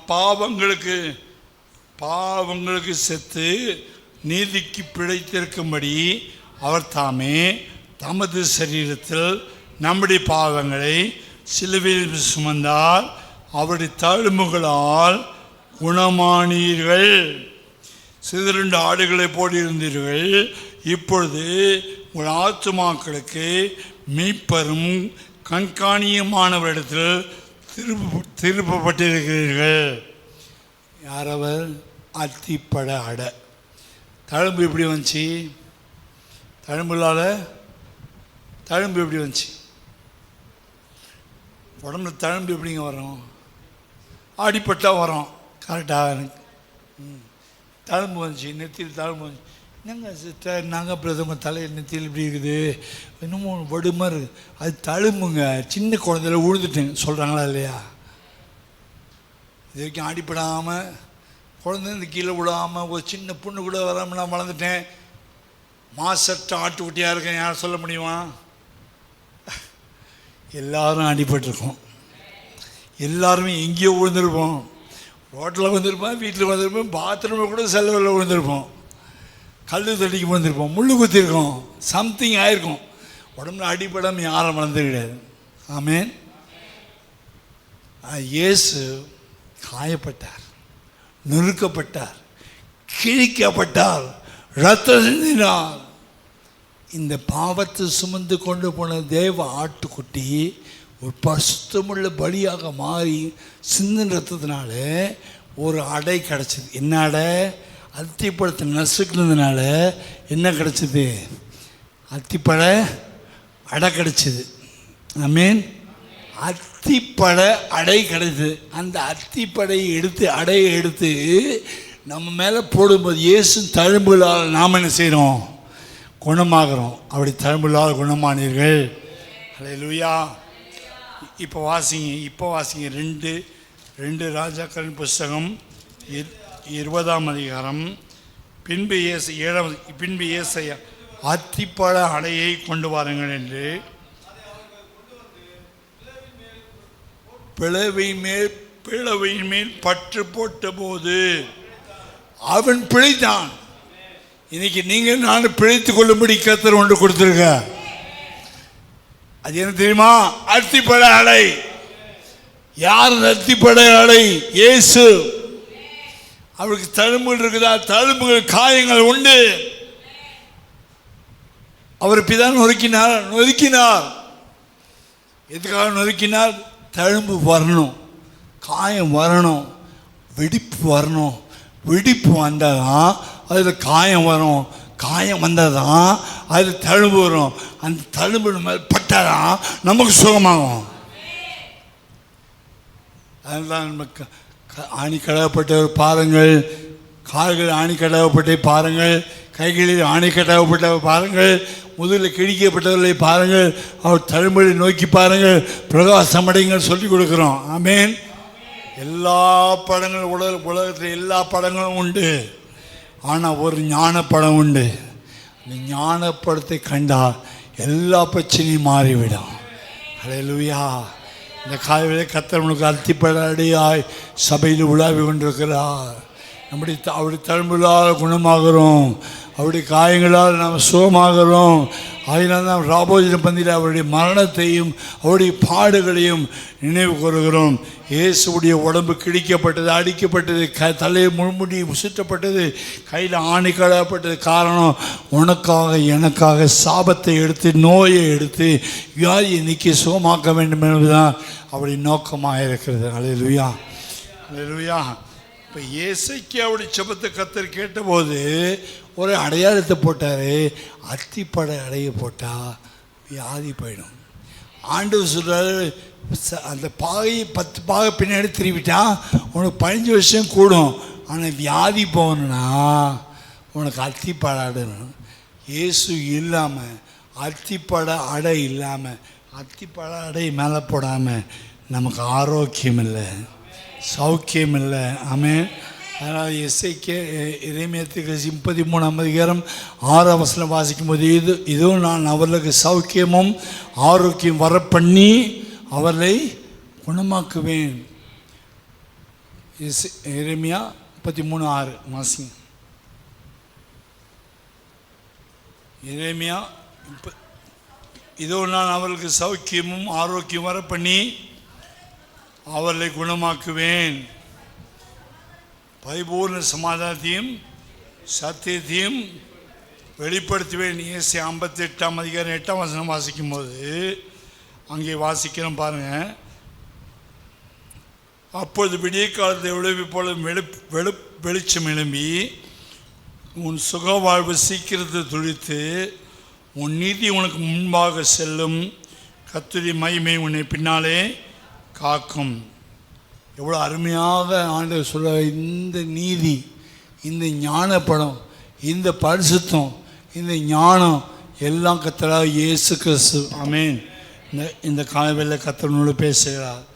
விண்ணப்பத்தை கேட்டேன், கண்ணீரை கண்டேன், உன் ஆயுசு நாட்களோடு 15 வருஷத்தை கூட்டுவேன். ஒரு பக்கம் விண்ணப்பத்தை கேட்டு குணமாக்குறார், ஒரு பக்கம் 15 வருஷத்தை கூட்டுகிறார். உள்காயங்கள், வெளிகாயங்கள், மனதில் காயங்கள், இருதயத்தில் காயங்கள், சரீரத்தில் உண்டான வியாதி பலவீனம் எல்லாவற்றுக்கும் ஒரே ஒரு பரிகாரம், ஒரு அத்திப்பட அடை. எத்தனை பேருக்கு அந்த அத்திப்பட அடை வேணும்? எத்தனை கோயிலுக்கு வந்துட்டு ஜோம் பண்ணிட்டு ஆண்டவர் இருக்கிற ஜோம் பண்ணிட்டு போய்ட்டுவோன்ட்டு வந்திருக்கிறோம். ஆனால் என் மேலே அத்திப்பட அடை இறங்கினதை பார்க்கும்போது உன்னுடைய ஆயுசு காலத்தில் ஒரு மாற்றம் உண்டாகும். உன்னுடைய சுக வாழ்வு தொழிலுக்கு ஆரம்பிக்கும். செத்து போன கட்டையை கர்த்தர் எழுப்பினார். செத்து போன கோலை, உடுத்து போன கோலை ஆண்டவர் எழுப்பினார். என்னாமத்து புஸ்தகத்தில் வாசிக்கும் போது மோசே நாட்களில் எல்லாருமே கோலை கொண்டு வந்து வச்சாங்க. நாங்கள் தான் ஆசாரி, நாங்கள் தான் ஆசாரி, நாங்கள் தான் ஆசாரி. 12 பேர் வச்சாங்க. ஆரோனுடைய கோலை கொண்டு வந்து அங்கே வைத்தார்கள். வைத்தபோது ஒரே ராத்திரி எந்த கோல் துளிர் விடுதோ, எந்த கோல் பச்சை மாறுதோ, எந்த கோலில் வாதுமை பழங்கள் பழுக்குதோ, எந்த கோலில் பூ பூக்குதோ, பிஞ்சு வருதோ, காய் காய்க்குதோ, பழங்கள் பழுக்குதோ, அந்த கோலை உடையவன் தான் ஆசாரி ஊழியம் செய்ய முடியும். அப்படி ஆரோனுடைய கோலை கொண்டு வச்ச போது மிச்சம் 12 கோத்திரத்துடைய கோலும் துளிர் விடலை. 80 வருஷம் காஞ்சி போய் இருந்த உளுத்து போன கோல் தான் ஆரோனுடைய கோல். மோசே கையில் இருந்துச்சு, ஆரோனுடைய கோலாக மாறிச்சு. ஆரோன் கொண்டு வந்து வைக்கிறான். ஒரே ராத்திரியில் தேவனுடைய வல்லமை ஆசை கூடத்தில் இறங்கி அந்த கோலை பச்சையாக மாற்றி எத்தனை வருஷம் 80 வருஷம் காஞ்சி போனாலும் சரி, அது ரத்தம் ஓட்டை இல்லை, உடம்புல இல்லை, நரம்பில் பலன் இல்லை, இவருடைய கிட்னியில் ஸ்ட்ரென்த் இல்லை, தைராய்டு பிரச்சனை இருக்குது, ப்ராப்ளம் இருக்குது, கஷ்டம் இருக்குது, வேதனை இருக்குது. காஞ்சி போன கோலாக இருந்தாலும் அதை துளிர் விட செய்வதற்கு தேவன் வல்லமையாக இருக்கிறார். அல்லேலூயா.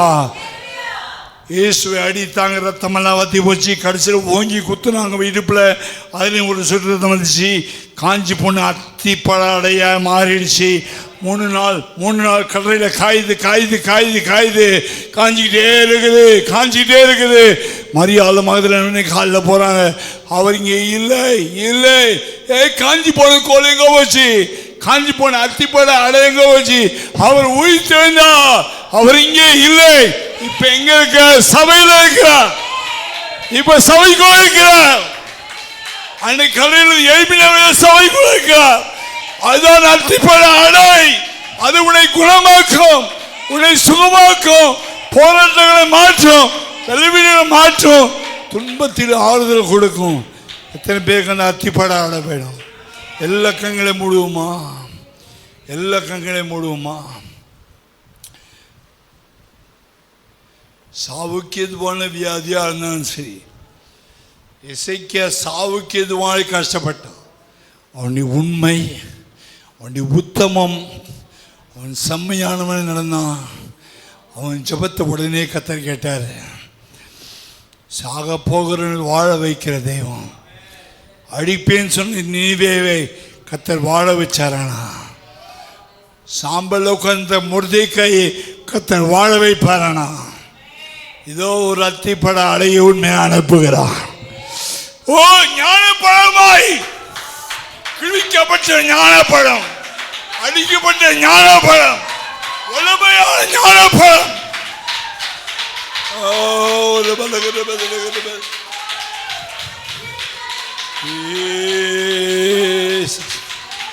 சுகமடைவதாக, சுகமடைவதாக, சுகமடைவதாக.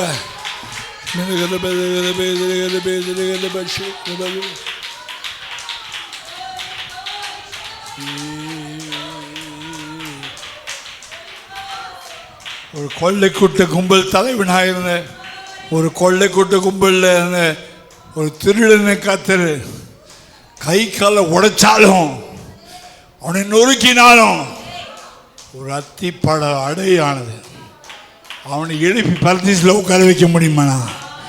உன்னை என்னைய உட்கார வைக்க முடியும்.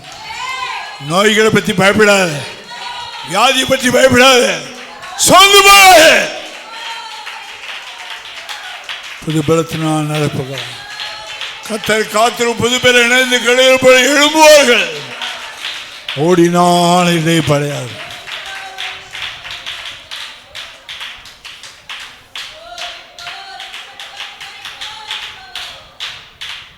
சோர்ந்து போகிறவனுக்கு பலன் அளித்து, சத்துவம் இல்லாதவனுக்கு சத்துவத்தை பெருக பண்ணுகிறார். உனக்காக அடிக்கப்பட்ட ஒரு ஆட்டுக்குட்டி,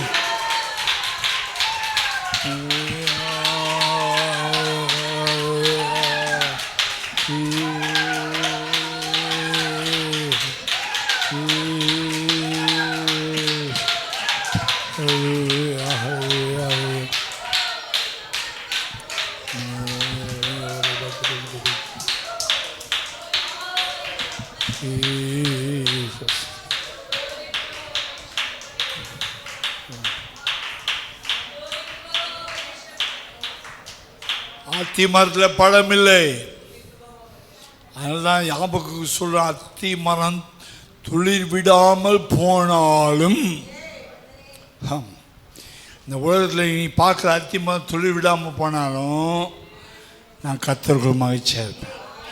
ஏன்னா அவர் தான் எனக்கு அத்தி பழம், அவர் தான் ஞான பழம். மந்தையில் ஆடுகள் இல்லாமல் போனாலும், திராட்சை செடியில் பழங்கள் இல்லாமல் போனாலும், எல்லாம் போனாலும் ஒரு ஞானப்பழம் போகாது. மலைகள் விலகினாலும், பர்வதங்கள் நிலை பெய்ந்த போனாலும், என் கிருபை உன்னை விட்டு விலகாமலும், என் சமாதானத்தை உணர்படிக்கை உன்னை விட்டு நிலை பெயராமலும் இருக்கும் என்று உன்மேல் மனதுருகிற ஞானப்பழமாகிய கர்த்தர் சொல்கிறார்.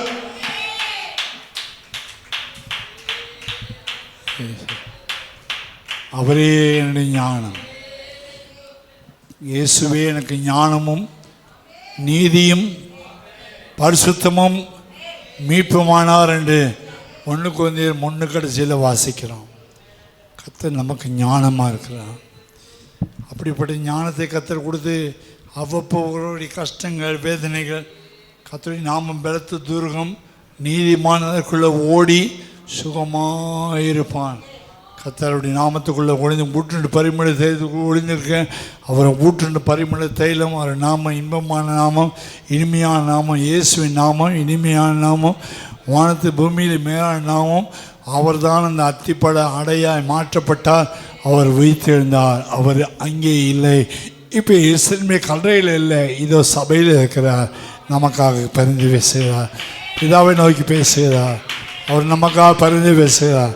அப்படிப்பட்ட இயேசு நமக்கு இருக்கிறபடியாக கரங்களை வைத்து ஸ்தோத்திரம் பண்ணுவோமாக.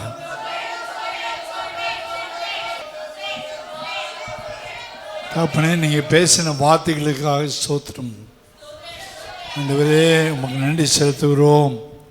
நீர் எங்களுக்கு ஞான பழமாய் உலகம் வறண்டு போய் பாவத்திலும் அக்கிரமத்திலும் சாபத்திலும் அசுத்தத்திலும் சாத்தானுடைய கையில் சிக்கப்பட்டு மனுஷனை பிசாசு பிழிந்து எடுத்து ஒன்றுமில்லாமல் சக்கையாக போட்ட பிறகு பரலோகத்திலிருந்து ஒரு பழத்தை அனுப்பி ஞானப்பழத்தை நசுக்கி அதை மனுஷனுக்கு குடிக்க கொடுத்து, என் ரத்தத்தை வாங்கி புசிங்க, என்னுடைய அப்பத்தை புசிங்க, மாம்சத்தை புசிங்க, ரத்தத்தை பானம் பண்ணுங்க. சாத்தான் உங்களுக்கு ஜீவனை எடுத்துட்டான், நானும் உங்களுக்கு ஜீவனை கொடுக்குறேன்.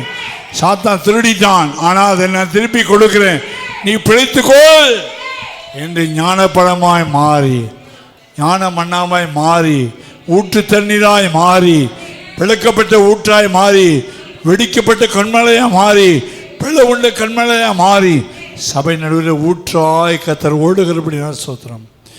நாங்கள் பிழைத்து கொண்டோம், உம்மை கண்டதினாலே பிழைத்து கொண்டோம், உம்மை ஏற்றுக்கொண்டதினாலே பிழைத்து கொண்டோம். நாங்கள் தேடி போகவில்லை, நீங்கள் தேடி வந்தீரையா. நான் தேடி போகல, நீங்கள் தான் தேடி வந்தீங்க. உங்களுடைய இறக்கங்களுக்காக நன்றி ஆண்டவரே. இந்த நாளில் மாம்சத்தை ரத்தத்தை புசித்து பானம் பண்ணி பலத்தையுமே பலனடை உதவி இயேசுவின் நாமத்தில் வேண்டிக் கொள்கிறோம் பிதாவே. ஆமென்.